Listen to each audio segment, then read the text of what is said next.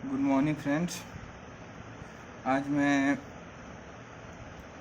11th का class शुरू करने जा रहा हूँ ऑनलाइन, जो बिहार बोर्ड और सीबीएसई के बच्चों के लिए स्पेशली होगा। सबसे पहले मैं अकाउंटिंग क्या है इसके बारे में बात करेंगे। Accounting, what is accounting, accounting होता क्या है। तो अकाउंटिंग किसी भी किसी भी किसी भी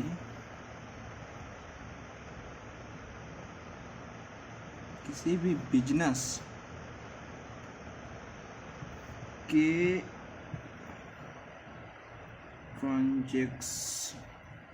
ट्रांजैक्शन को किसी भी बिजनेस के ट्रांजैक्शन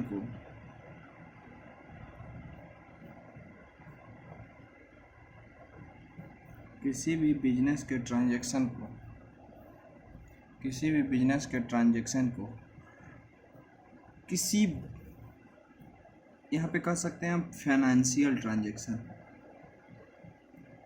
किसी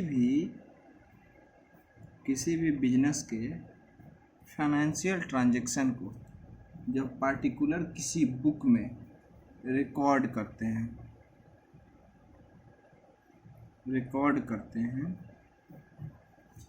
अकाउंटिंग क्या है? किसी भी बिजनेस के फाइनेंशियल ट्रांजैक्शन को पार्टिकुलर बुक में, जब हम किसी बुक में रिकॉर्ड करते हैं तो क्या कहलाता है? अकाउंटिंग कहलाता है। आप लोग इस बात को समझ गए होंगे। यानी इसको हम सिंपल सा अगर एक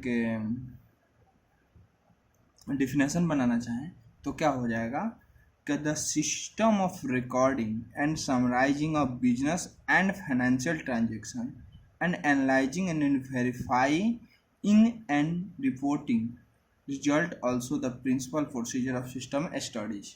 यानी जब किसी भी बिजनेस के फाइनेंशियल ट्रांजैक्शन को किसी पार्टिकुलर बुक में रिकॉर्ड किया जाता है तो उसे क्या कहा जाता है? अकाउंटिंग कहा जाता है। अब हम बात करेंगे अकाउंटिंग का डेवलपमेंट कैसे हुआ। अकाउंटिंग डेवलपमेंट, अकाउंट का डेवलपमेंट कैसे हुआ? अच्छा है, इसको हम बोल सकते हैं इवैल्यूएशन।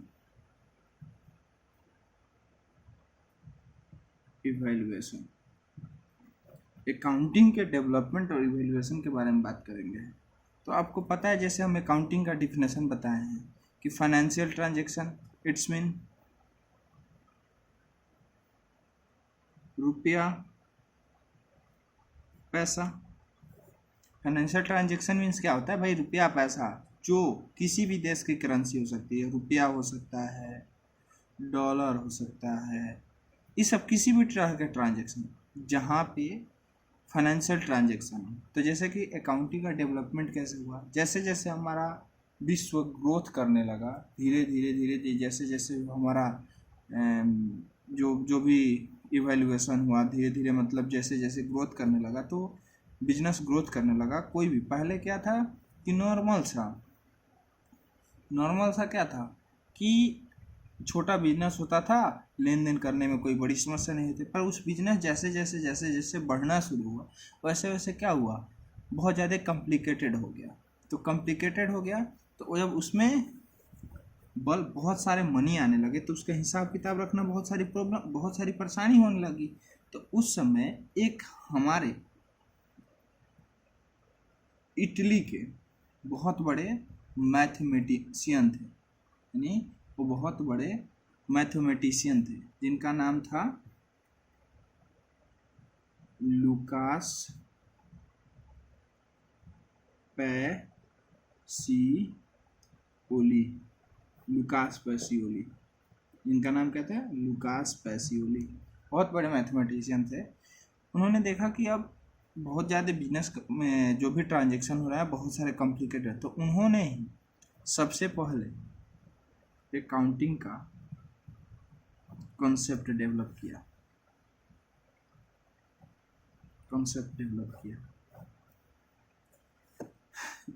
इसलिए इनको फादर ऑफ अकाउंटिंग भी कहा जाता है, इसलिए इनको क्या कहते हैं हम, फादर ऑफ अकाउंटिंग कहते हैं। यानी इन्होंने ही सबसे पहले अकाउंटिंग पे विचार विमर्श किया था, ठीक है। तो इन्होंने सबसे पहले अकाउंटिंग पे विचार विमर्श किया था और इसलिए हम इनको कहते हैं फादर ऑफ अकाउंटिंग कहा जाता है। आप लोग इतना तो समझ गए होंगे। अब जो भी इन्होंने कंसेप्ट डाला उस कंसेप्ट को हम, मतलब जो कंसेप्ट डेवलप किया वो था डबल एंट्री सिस्टम। उस कंसेप्ट का नाम क्या था, डबल एंट्री सिस्टम। इस बात को आप लोग सबको ही समझ गए होंगे, जहाँ तक हमको लग रहा है कि अच्छे से समझ में आ रहा होगा, ठीक है। और इन्होंने सर्वप्रथम, लुकास पैसियोली ने सर्वप्रथम 1494 ईस्वी में 1494 ईस्वी में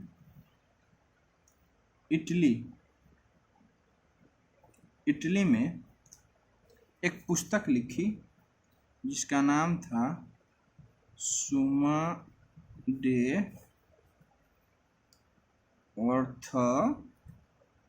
अर्थमेटिका, जो अकाउंट की प्रथम बुक थी। अकाउंट की कौन सी बुक थी, प्रथम बुक थी, यानी सर्वप्रथम बुक जो लिखा गया था वो तो सुमा डे अर्थमेटिका, ठीक है। बाद में डबल एंट्री, बाद में इंग्लिश बुक कीपिंग का फादर जो है एडवर्ड जोन्स को कहा जाता है। मतलब जो बाद में जो इन्होंने इस बुक को इंग्लिश में कन्वर्ट किया, इंग्लिश बुक में, जिसे हम एडवर्ड जोन्स के नाम से जानते हैं। एडवर्ड जोन्स ने सबसे पहले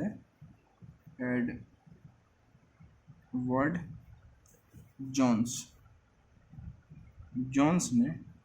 जोन्स ने 1975 ईस्वी में इंग्लिश खाता बही का निर्माण कर दिया, जो क्या कह रहा है, डबल एंट्री